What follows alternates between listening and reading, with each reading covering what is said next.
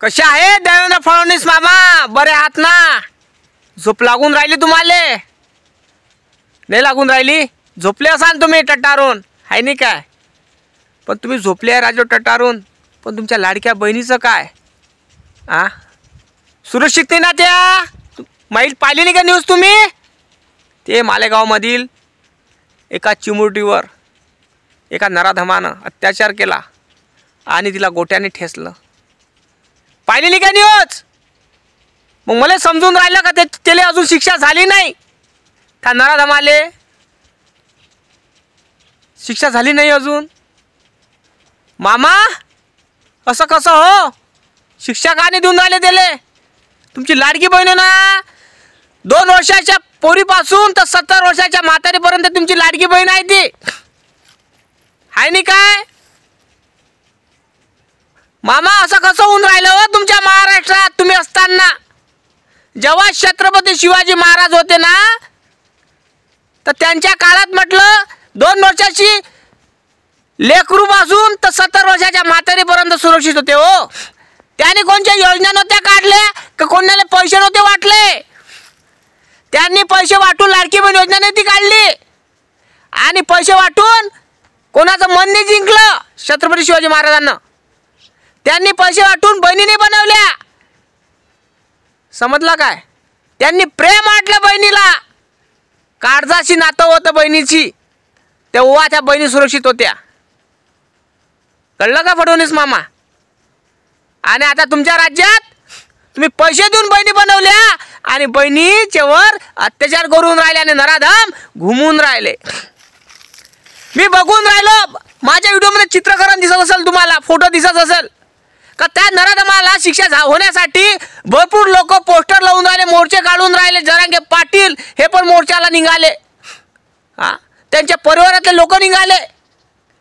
म्हणजे त्या नराधमाला शिक्षा होण्यासाठी मोर्चे काढायची गरज पडून राहिली, आंदोलन करण्याची गरज पडून राहिली. म्हणजे हे काही समजून राहिले नाही फडणवीस मामा आपल्या महाराष्ट्रात. गरज समजून नाही राहिलं मला हे अजून. म्हणजे त्या माणसानं त्या चिमुकलीवर अत्याचार केला, अत्याचार करून दगडाने ठेचलं, आणि तो गुन्हेगार नाही काय? मग गुन्हेगाराला सजा व्हायला पाहिजे, आणि आम्ही सर्वसामान्य जनता म्हणत आहे यांना सजा द्या. म्हणजे असं कसं काही समजून राहिलं नाहीये? म्हणजे आम्ही म्हणून राहिले सजा द्या, पण कानूनचं महत्व काय आहे? ज्याने गुन्हा केला आहे त्याला सजा भेटली पाहिजे. मग सजा काय नाही भेटत लवकर? आमच्या सारख्या सर्वसाधारण माणसाला रस्त्यावर निघायचा, आमच्या सारख्या सर्वसाधारण माणूस हा रस्त्यावर निघून राहिला आणि म्हणून राहिला सरकारला का याच्या नराधमाला फाशी शिक्षा झाली पाहिजे, याला गलीवर याचं जसा त्या चिमुकलीवर अत्याचार झाला तसा याच्यावर अत्याचार करा, हे माझं मत आहे. आणि मामा आम्हाला आंदोलन करायला लागून राहिलं, याच्यासाठी रस्त्यावर निघा लागून राहिलं, आणि त्या चिमुकलीला न्याय भेटला पाहिजे म्हणून. त्या चिमुकलीला कसं वाटत असं हो की माझा भाऊ मुख्यमंत्री असतानाही, माझा भाऊ मुख्यमंत्री असतानाही नराधम हा माझ्यावर अत्याचार केला आणि मला दगडाने ठेचून मारलं, तरी हा माणूस खुल्याम घुमून राहिला, आणि महाराष्ट्रातली जनता एक होऊनही आंदोलन करत आहे, आणि त्या नराधमाला शिक्षा झाली पाहिजे त्याच्यासाठी. तरी माझा मामा, तरी माझा भाऊ अजून झोपलेलाच आहे, उठून राहिला नाही आणि सांगून राहिला नाही का मी फाटीशी आहे म्हणून. घाबरू नको, तुझ्यावर अत्याचार झालेला आहे त्याला मी सजा देणार, असं तुमच्या तोंडून ऐकायचं आहे त्या बहिणीला, तुमच्या भाषीला. फडणवीस मामा कळलं काय? ची भाषी, तुमच्या भाषीवर अत्याचार झाला ना, तर विचार करा तुम्ही तुम्हाला झोप कशी लागत असन तुम्हाला झोप मामा, कशी लागत असन? किती मोठी घटना झाली, आणि तिचे सगळा परिवार, महाराष्ट्रातला पुरा परिवार, मी तिचा परिवारातला आहे, मी तिचा एक बाप आहे, एक तिचा मामा आहे. मी तिचा भाऊ आहे, ज्याने लढत आहे मी. मला एक मुलगी आहे तिच्याच वयाची. जेव्हा मी पाहिलं ना ते दृश्य, तर डोळ्याला माझ्या आसू आले होते. तर माझ्या मुलीला पकडलं मी म्हटलं, मला 3-4 वर्षाची मुलगी आहे हो. तशी मुलगी जी होती नाही काय मालेगावमध्ये झालेला, त्या मुलीसाठी मी भाडून आलो ना, तशीच माझी मुलगी आहे पण 3 ते 4 वर्षाची. विचार कराजोगती गोष्ट आहे. विचार कराजोगती गोष्ट आहे. माझ्या मुलीला म्हटलं, बेटा कोणाच्या घरचं खायचं नाही. कोणी म्हटलं तुला का तुझे पप्पा इथे आहे, चल माझ्या संग जायचं नाही, कोणाजवळून चॉकलेट घ्यायचं नाही, कोणाजवळून कुठलीच गोष्ट घ्यायची नाही, बिस्किट घ्यायचं नाही. तिला सांगितलं ते म्हणे नाही बाबा मी कोणाजवळून घेणार नाही. शाळेत जायचं आणि मॅडमला आणून मागायचं. मी असं म्हटलं तिला. म्हणजे 3 ते 4 वर्षाची मुलगी सुरक्षित नाही हो. आम्ही बाप काय करणार, आमचं पोट पाहू का लेकरायला पाहू? कारण आम्ही रानटी माणसं, आम्हाला जंगलात राहावं लागते. का आम्ही लेकरायला फिरत जाऊ घेऊन आता वावराईत?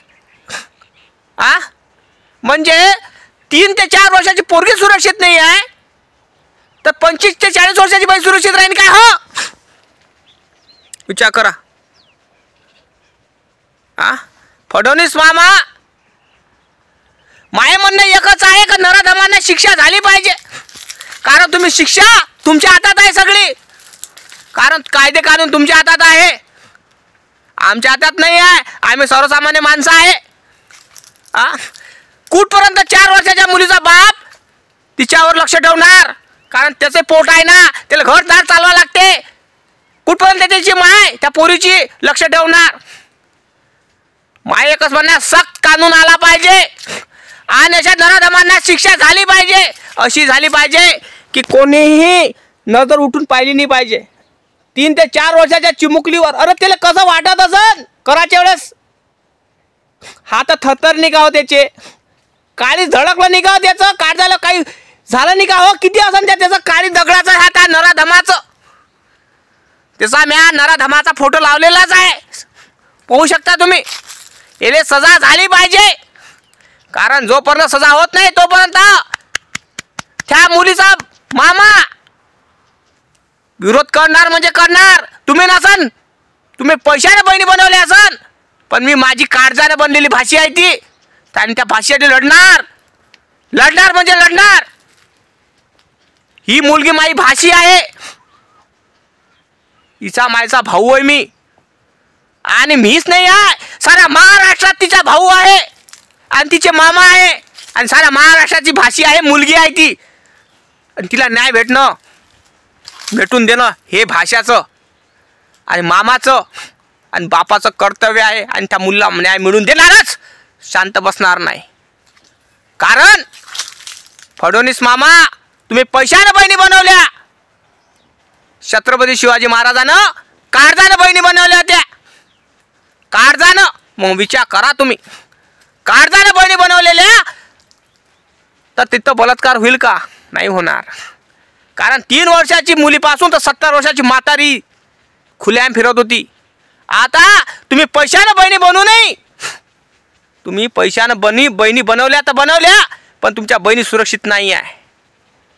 हे विचार कराजोगती गोष्ट आहे, विचार कराजोगती गोष्ट आहे.